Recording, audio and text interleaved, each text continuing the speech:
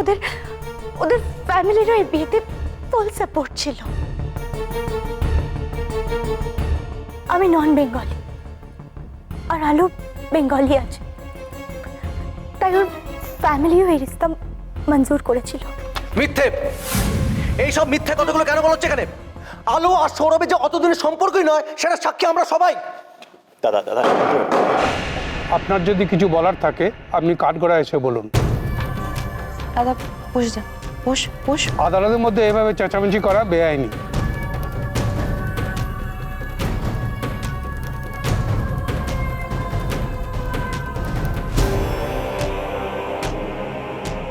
সুহানি, তোমার বয়ান শেষ?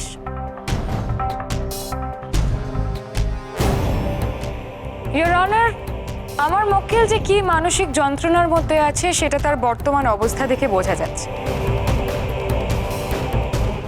সৌরভ মৈত্রর সঙ্গে সুহানির বিয়েটা যে আইনি সেটা আমরা জানতে পেরেছি, এবং তাদের মধ্যে একটি সুস্থ বৈবাহিক সম্পর্ক ছিল, তাদের একটি সন্তান আছে।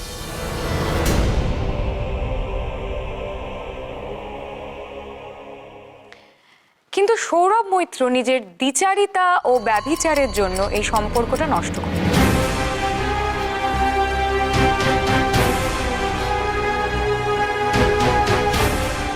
নিজের পরিবারের সঙ্গে সম্পর্ক ভালো করার একটি সুবর্ণ সুযোগ তিনি পান যখন আলো মৈত্রকে তার পরিবার মেনে নেয়।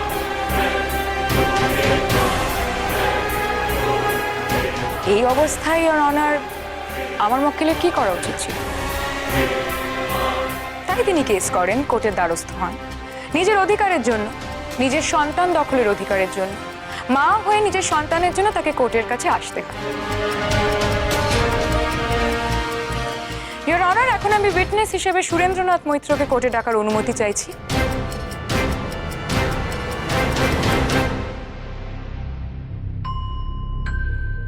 Suhani, thank you very much. এটা আমার কেস, এর মধ্যে বাবা কোনোভাবে জড়িত নন। উনি কেন আসবেন? ইওর অনার, বারবার যদি এরকম ভাবে বাধা সৃষ্টি করা হয় তাহলে আমি আর্গুমেন্ট রাখবো কি করে? I object. Objection sustain. Mister Maitra, আপনাকে বলার সুযোগ দেওয়া হবে, আপনি তখন বলবেন। তার আগে আদালতের কাছে বাধার সৃষ্টি করবেন। সৌরভ বাবু, নিজেকে কন্ট্রোলে রাখুন। I am sorry milord, please. Suhani, please take your seat.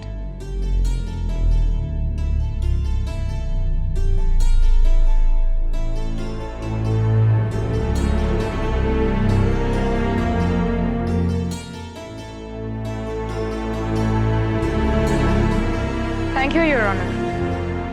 Your honour, আমি সুরেন্দ্রনাথ মৈত্রর সঙ্গে সুহানি এবং সৌরভ মৈত্রর মেয়ে ইচ্ছে মৈত্রকেও কোর্টে পেশ করতে চাই। এহেন কেসে সন্তানের অধিকার ঠিক কার সেটা জানা প্রয়োজন।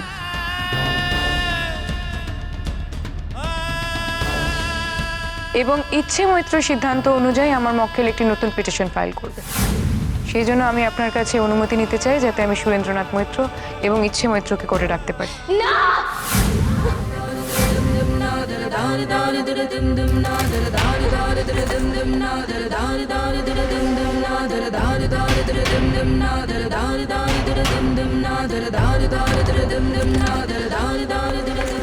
আমি এটা হতে দেব না।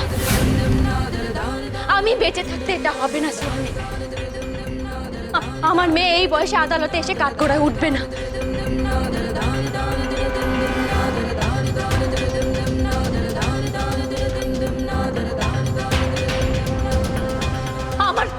আমার শ্বশুরমশাই আর অপমান সহ্য করবেন না, আর না।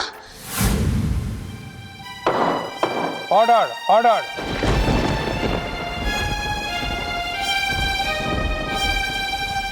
আলো, তুমি এখানে কেন এসেছো? বড়দা, ওকে নিয়ে যানা প্লিজ। না, আমি কোথাও যাব না। আমার অনেক কিছু বলার আছে। আমি সৌরভ মৈত্র স্ত্রী আলো মৈত্র। আপনার যা বলার আছে কাঠগড়ায় এসে বলুন। এভাবে কেসটাকে নষ্ট করা কোনো মানে হয়? এবার তো উজ্জ্বল আমি ওকে দিয়ে বলিয়ে নেবে যে বিয়েটা একেবারে বেআইনি ছিল।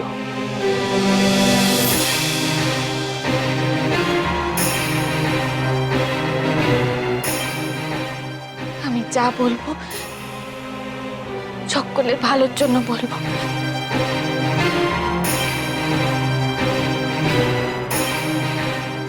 তুমি আমার ভুল বুঝবে না। কি বলবে তুমি আলো? ওকে কেউ আটকাও, এটা কোর্ট।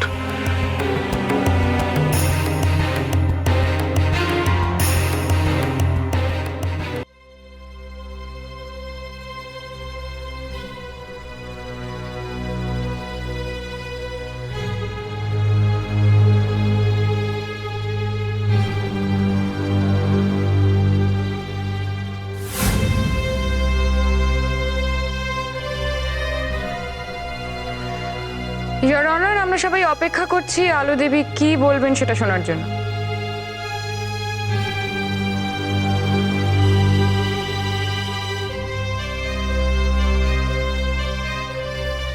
সুহানি,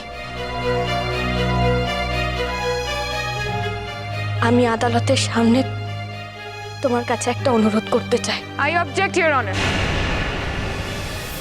আলো দেবী এখানে নিজের বয়ান দিতে এসেছেন, কোনো রকম অনুরোধ জানাতে নন।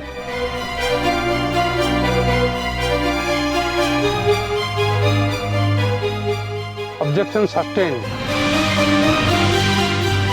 আপনার যা বলার আছে আপনি বলুন আলো দেবী।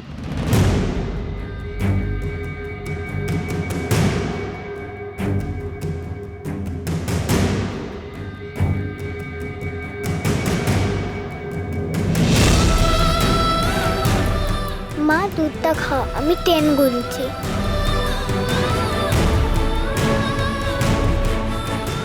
আর খারায় থাকো না, বসো হয়েছে একটাই, বসো বসো না, আমাকে লাগে একসাথে খাইতে বসো।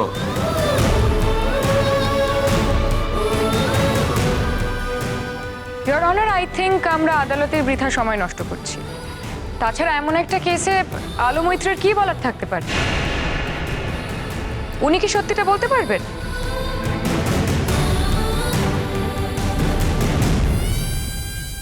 উনি কি বলতে পারবেন যে কেন নিজের প্রথম স্বামীর মৃত্যুর পরে উনি শাখা সিঁদুর পরে মৈত্র বাড়িতে চলে এসেছিলেন?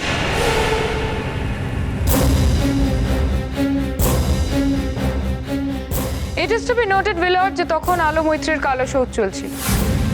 এমন একজন মানুষ যে শাখা সিঁদুর পুজো অর্চনায় বিশ্বাসী। ইনফ্যাক্ট ওনাকে কোর্ট সেশন শুরু হওয়ার আগে কোর্ট চত্বরে আমি পুজোর থালা হাতে দেখেছি।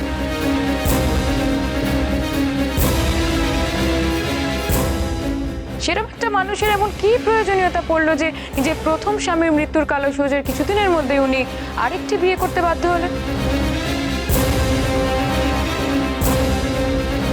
এটা ভেবে দেখার দরকার আছে বেলা।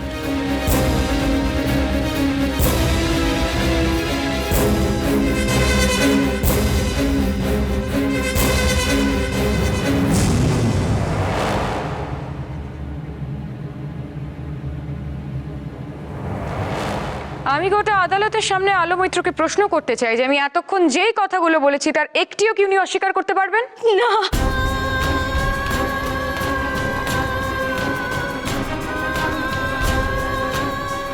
পারি না।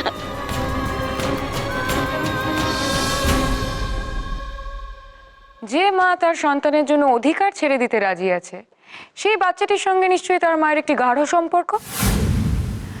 বাচ্চাটির কাছে বেশি ইম্পর্টেন্ট কি?